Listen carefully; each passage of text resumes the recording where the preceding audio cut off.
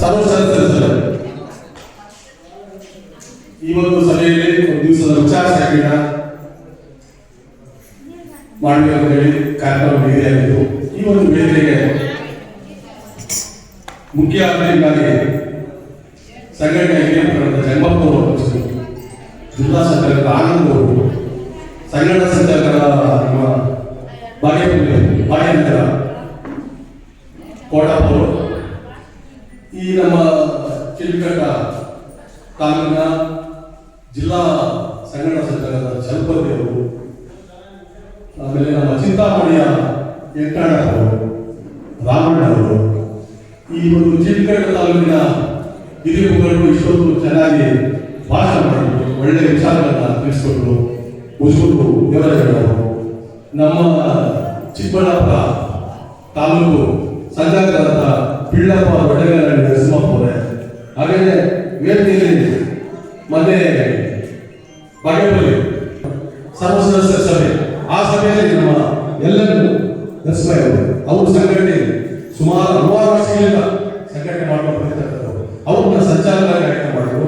ಅದೇ ರೀತಿ ಈ ಒಂದು ವೇದಿಕೆಯಲ್ಲಿ ಹಲವಾರು ನಮ್ಮ ಬೆಳ್ಳುಂಡಿ ನಾಯಕರು, ನಮ್ಮ ಇವರು ಕಿನ್ನಾರಿಪಳ್ಳಿ ಚಿನ್ನಪ್ಪಣ್ಣ, ಆಮೇಲೆ ಹಿರಿಯ ಮುಖಂಡರು, ಮಾಜಿ ಚಿಕ್ಕಬಳ್ಳಾಪುರ ತಾಲೂಕು ಸಂಚಾಲಕರಾಗಿದ್ದಂಥವರು, ಅವರು ಕೂಡ ಈ ಒಂದು ಕಾರ್ಯಕ್ರಮದಲ್ಲಿ ಚೆನ್ನಾಗಿರ್ತದೆ, ಈ ಒಂದು ಚಿಕ್ಕಬಳ್ಳಾಪುರದಲ್ಲಿ ಕಾರ್ಯಕ್ರಮ ಮಾಡಬೇಕಂತ ಹೇಳಿದ್ದಾರೆ. ನಾವು ಹೇಳೋದು ಏನಂದ್ರೆ, ನಾವು 15-20 ವರ್ಷ ಇದೆ ಬೆಂಗಳೂರಿಗೆಲ್ಲ ಕಾರ್ಯಕ್ರಮಗಳು ಹೋಗ್ತಾ ಇದ್ದೆ. ಕಾರ್ಯಕ್ರಮಗಳಿಗೆ ಹೋದ್ರೆ ಅಲ್ಲಿ ಇವರು ಪಿಚಡಿ ಶ್ರೀನಿವಾಸ ಅವರು ಆಡಳಿತ ಮಾಡ್ತಾ ಇದ್ರು.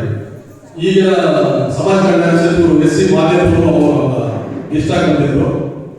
ಕೋಲಾರ ಸಿ.ಎಂ. ಮುನಿಯಪ್ಪಣ್ಣ ಸಂಚಾಲಕರು, ಗಡಾಗಿಲ್ಲ ಅವರು, ಎನ್. ವೆಂಕಟೇಶಣ್ಣ, ಮುನ್ಷಾಮಣ್ಣ, ಡಿ.ಜಿ. ಸಾಗರ್ ಅವರು, ತ್ಯಾಗಿ ಅವರು, ತ್ಯಾಗಿ ಅವರು, ಉಜ್ಬೂರು ದೇವರಾಜರು ಬೆಂಗಳೂರಲ್ಲಿ ಒಳ್ಳೆ ಕಚೇರಿ ಮಾಡಿದ್ರು. ಜನಸಂಖ್ಯಾ ಸಂಸ್ಥೆ ಅಂದ್ರೆ ಅವತ್ತು ವಿಧಾನಸೌಧದಲ್ಲಿ ಮಂತ್ರಿಗಳು DSS ಸಂಚಾಲಕರಿಗೆ ಅವರು ಕೆಲಸಗಳಾಗ್ತಾ ಇದ್ರು.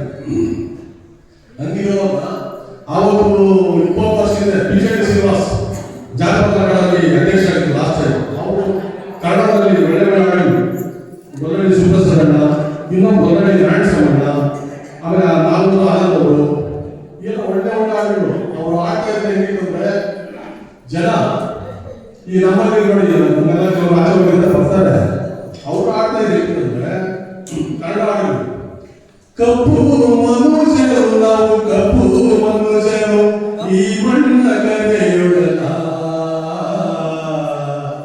ಕೆಸರಲ್ಲಿ ಬಿದ್ದು ಬಂದವರು.